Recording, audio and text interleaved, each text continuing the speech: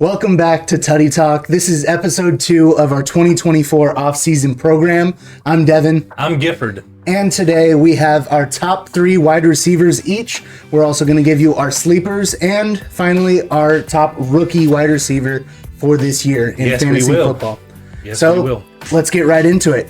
My first guy is going to be CeeDee Lamb. Now, if you watched last year after the week 7 bye, he was phenomenal. He was elite. Finally, I've been saying it for years. CeeDee's he's gonna do it. I thought that he would be better than Amari Cooper. At this point, he is, but back then he wasn't. So I have foreseen this happening for a long time. I don't want to toot my own horn, but that's how it goes. After the first 6 weeks last year, CeeDee was phenomenal. The first 6 weeks, though, he was mediocre. He was not top 10 until week 6, and after that, he just turned it on. And that's on us for not seeing that. Let's see. Cooks and Tolbert, those are the 2 wide receivers behind him. They're not worthy of being called target competition in this offense. I just see CeeDee and Dak continuing to hum, continuing to produce this year. He may be top 2, I think. I don't think he'll be number 1, but we'll get to that later. We'll get to that later. I could see him passing 2,000 yards, though. That's a bold prediction right there. No, the man averaged like 30 points a game in the second half of the season, so just has to start hot. It's on us for not eating the platter that Tatani served to us. So it's all right. We won't make that mistake again. My number 1 is still going to be Justin Jefferson. It is hard to go against the man who had 1,000 yards in 10 games. Man missed 7 games. He's going to have a new quarterback this year, but I think Darnold is capable of getting him the ball. Not as efficient as Kirk Cousins, but it's Justin Jefferson. He's going to get fed. He's going to be open. He reminds me of a young AB without the mental problems. So I like that. I think he's going to continue to do well, produce, and he's going to be a top 3 fantasy option this year on a raggedy Vikings team. He can do great, but I don't want JJ McCarthy to do well. No, I don't like the guy. No, me neither. I should say I don't like him in football. I'm sure he's a fine guy. Sure. All right. Jamar Chase is my next wide receiver. Talent alone puts him in the top tier, just based on that. But with all of his injuries and everything, some people might say, oh, he's not going to be top 5. Yes, he's being drafted that way, but let me produce my own narrative. Right now, he has an average O-line. He has new running backs, but I think that Chase and Burrow, their connection goes deeper than that, and he will produce another top 5 wide receiver year. Burrow is 100% as of this recording today, first day of August. And a new haircut. Right. So knock on wood that he stays healthy. Jamar Chase is not practicing yet. That's contract issues, but you can do that when you're a top 3 wide receiver. Very true. This next pick might shock some people. I'm going to go with DK here. A little bit of a homer pick. DK's a new system, new head coach, new offensive coordinator, and it's time for him to show that he is part of the elite group of wide receivers in this league. He had 1,383 yards 2 years ago, and I think it's time for him to be more consistent with those numbers. I think Geno has halted him a little bit just because of the play calling and how Geno can be sometimes. But I think DK can be more consistent. Tyler Lockett is going to be more phased out, and it's time for JSN and DK to start getting their touches and start scoring more points. Absolutely. Tides are turning in Seattle, and I, for one, am excited. I'm ready to see the new look Seahawks. Yeah, DK. Okay. Finally, I alluded to it earlier. My number 1 wide receiver was not CeeDee Lamb. It is Amon-Ra St. Brown. He was my guy last year, and he stepped up. I just like the way he plays football. I love watching him on the Lions. Every time I see him play, it's just electric. Electric. He shocks you. I stand at attention. Pikachu St. Brown. Right there. Oh, I like that. Pikachu St. Brown. Yeah. They have the best O-line in the league. The Lions offense, they are at peak when they run through Amon-Ra St. Brown. When they have those drives that every pass goes to Amon-Ra, those are the ones that you want to see. Those are the ones that prove that Amon-Ra can be the number one wide receiver in the league. Single-handedly revitalized Jared Goff's career.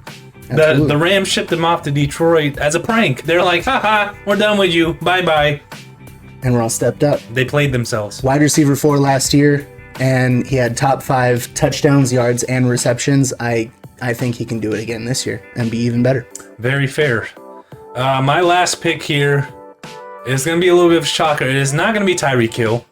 It is going to be Michael Pittman. Okay. Michael Pittman was a consistent 10 to 15 points last year, and Gardner Minshew was throwing him the ball for the majority of the season. I think Anthony Richardson's a little bit better than Gardner Minshew, but that's just me. Maybe a little bit. Maybe a little bit, and I think he's just going to feed him the ball. Can you name the Colts wide receiver 2 at this point? No, I cannot. No. Tyreek's going to be competing with a healthy Jalen Waddle this year. Hopefully Jalen can stay healthy. And Tua just got that contract extension, hopefully the contract extension curse, kind of plays a part there. Don't like the Dolphins. No, right. But I think Michael Pittman is going to be the man. He's going to be competing for nobody with all those targets, and Ant is just going to feed him. All right, I like those. So just going to feed him like a fat grandma. My top 3, CD, Jamar Chase, and Amon-Ra St. Brown. Yours, Michael Pittman, DK Metcalf, and Justin Jefferson. Yep. We'll see how that goes next year, or at the end of this year. Yeah. All right, on to our top sleeper wide receiver for the 2024 fantasy season. I'm going with George Pickens. A lot of people have been saying that in the comments. I don't think that's a hot take. I'm not super confident, but when I look outside of the top 24, which is what I see as sleeper, I like what Pickens can do, and I believe that he can produce, whether or not he has a good quarterback. And he has 2 very, how do I make this nice, average quarterbacks that he can pick through. If Russ is able to return to his Seahawks form, I believe that Pickens can be a top 15 wide receiver. He can be a really good wide receiver too for your fantasy league. Honestly, he's really one of the only options in Pittsburgh. Yes, they have Najee. Yes, they have Jalen Warren. They also have Pat Freiermuth, but none of those 3 are on what Pickens' level is perceived to be. I believe that Pickens can be a great sleeper for you this year. I like that pick. I'm saying 10 plus touchdowns for him. We shall see. Russ has had his issues with wide receivers in the past, and I think you'd be lucky to get last year Russell Wilson. If that, I think the Seahawks days are gone. They already got a calf injury. Yeah. Right. I don't know if this is a sleeper pick, but I think he's still going to go under the radar a little bit. I think Garrett Wilson. Same as last year. He produced last year with a backup quarterback. And I think if Rodgers just stays healthy, he's going to be the number 1 option of that team. Last year, I said he was going to have like 1,500 yards. I don't know about this year. We shall see.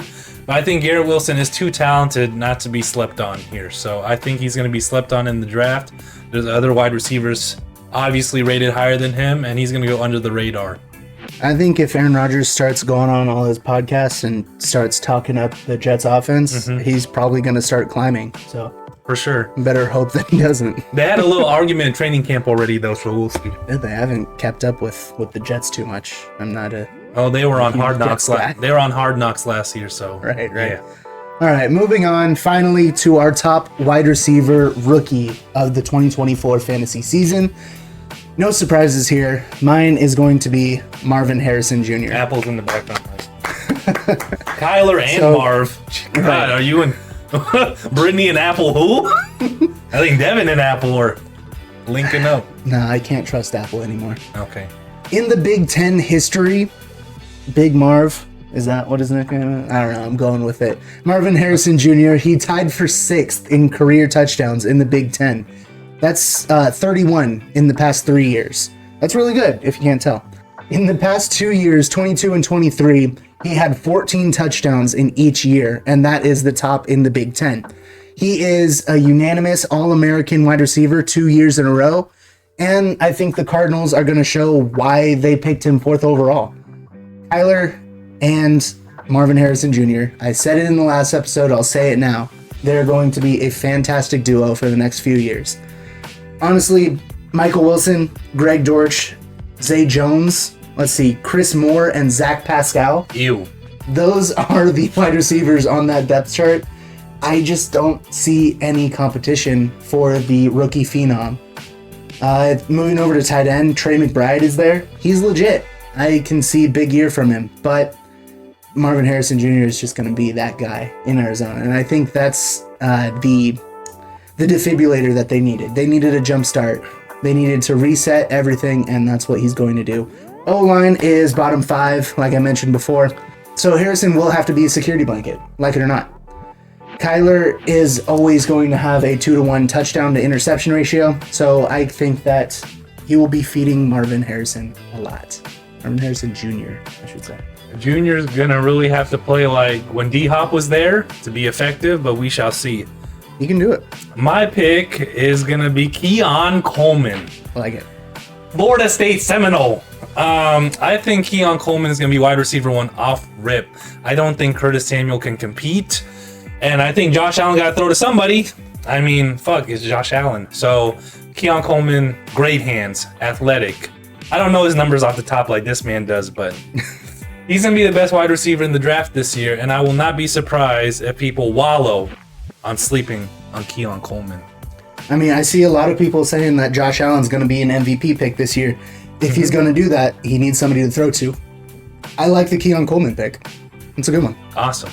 Thanks for watching TuddyTalk. This is episode 2 of our off-season program. We will see you next time in episode 3 with our top running backs for fantasy football. See you then. Bye.